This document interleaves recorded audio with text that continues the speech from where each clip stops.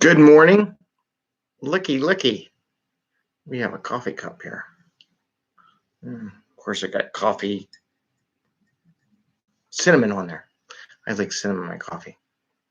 So, hey, good morning. 5 a.m. Mester Scrum Show. I am Greg Mester, Scrum Master and Agile Coach. And this is the very first sample from our future merch store for the 5 Mester Scrum Show. So I just wanted to share that with you today. We just got this in the mail yesterday. I will do an unboxing. Everybody does unboxing. TikTok. Put that up there. But it's just sampling, experimenting. Don't know how this is going to go, but figure I'll learn from the show. Put some merch out there. T-shirts. I want to get some T-shirts so I can just wear 5 a.m. Mester Scrum T-shirts and not have to worry about anything, any logo endorsements or nothing. And make that available to people. Probably give some out to my people I coached over time as free gifts, and be pretty cool. And experiment this, use this in the museum, other things, just learning, right? Things you don't know. Anyway, but that's not really the topic today. Today is going to be OKRs and management participation, and how management, it gives a great chance for managers to share a vision of what the teams don't see. So I want to talk about that today. And I have a snoring dog behind me, so if you hear snoring, because she's tired. Anyway, all right, it's 5 a.m. Mester Scrum Show. I am Greg Mester, Scrum Master and Agile Coach, and this is our 646th episode today. And we talk about Agile and Scrum in a way to get value to the customer, not work crazy hours and stress yourselves out, have fun at work, get home to family and friends, and fun at home, right? And maybe even apply some of this at home. So we do sessions where we talk about this home. So today, I want to talk about OKRs and management. Managers are always asking me, well, how do I get involved? Everything's self-organized, Greg. What do I do? How do I do this? Well, this is one thing that managers, anybody doesn't realize this.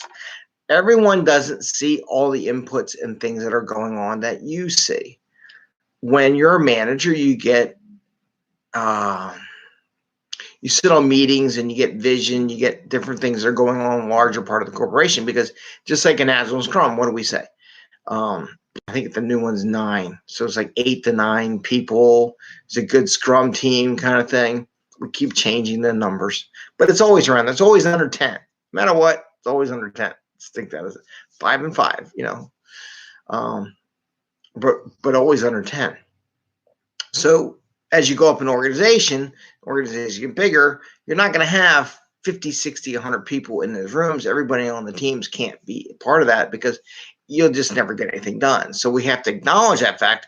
Why can't I be invited to the CEO meeting every day? Because there's not enough, nothing would get done. Just like in a Scrum team.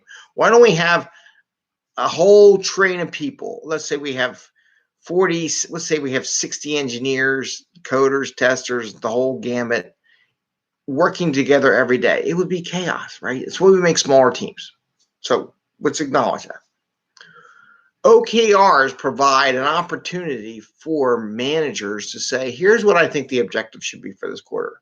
Based on the vision where we need to go, things that coming down, maybe they're budget cuts, maybe there's new work coming down the pike that's going to really bang us, and we want to make sure we're good. And then we have our previous stuff done. So here's an example. Let's say we have new work coming down, and we know it's going to be a lot of work, a lot of coding, but we also have to maintain our existing work. The managers are going to see that and say, hey, we got this new project. It's not ready. They're kind of developing. They're going through the motions of the customer focus groups, all that kind of stuff. And when they get that, they'll bring it down. Where they might add is, so with that known, we need to automate more of our existing test cases or how we do business, because it's going to be very difficult. And we can't hire more people because we're under budget to maintain what we do and do all this new work. So they may put an OKR, say, in this quarter, we need to increase our automation of our testing or automation of our unit testing. We can't afford to do manual unit testing. So the challenge would be, the objective, automate testing, maybe a key result. Maybe our current rate is, 90% or 90% not automated. So I want to get to, we want to get to at least 50%. So we're going to go from 90 to 50% automated in this quarter. That way the teams will figure out how they want to automate it, what they want to do. You're not telling them how to do it. You just tell them what we need to get to as an objective this quarter, because next quarter we're going to get slammed with new tech, right? New demands from the customer that are being matured right now. We're building up the backlog. We're going to have it next quarter. So in this quarter, every sprint, we should be automating part of it, right? So that's a great way of managers taking what they know that's coming down the pike that they have visibility of that other people may or may not have, and share that with the teams. So that's a great way, OKRs, the objectives. And then again, each squad would come up with their objectives to help support those and any key results they want to measure to support that automation thing. Another area might be a certain process takes so much time. Let's say it takes 3 days to process something through the system. Okay, we know 3 days is too long because everybody wants everything like today, right? So maybe the objective is we need to have an objective of shaving down that 3-day process time to 2 days, because we need to have that extra time for them to do this new project they've got coming down the pike. So we need to make sure that they have the information so we can get most value out of this stuff coming down. So in that case, they're sharing an objective. We need to reduce the processing time for 3 days to 2 days. That's their objective, right? How are they going to measure it? They have the key result is how much the processing time it takes. And they hopefully have that already in the system. Now, if you don't have that, that's another thing about OKRs. A lot of times I find organizations, they don't have the measurements in place. And part of the time during a sprint is to create the measurement on how they're going to measure this capability. You'd be amazed how many organizations say, this is what we want. I said, well, how do you measure? Well, we kind of don't. They want it because they don't measure. They have no idea what it is, right? But they want to make it an objective. So, but anyway, those are two cases where managers now have visibility in the things that the teams don't, and how the managers can help participate in the squad, the team, the Scrum team activity without actually getting in there telling them how to do it. They said, this is what I would like to have and want to have for this quarter as an OKR. So I wanted to share that with you because I always get a lot of managers. How do we participate? Well, come up with some objectives for the team. And you know what? If you're not doing OKRs as an organization, you as a Scrum Master, next time a management asks, well, how do I participate?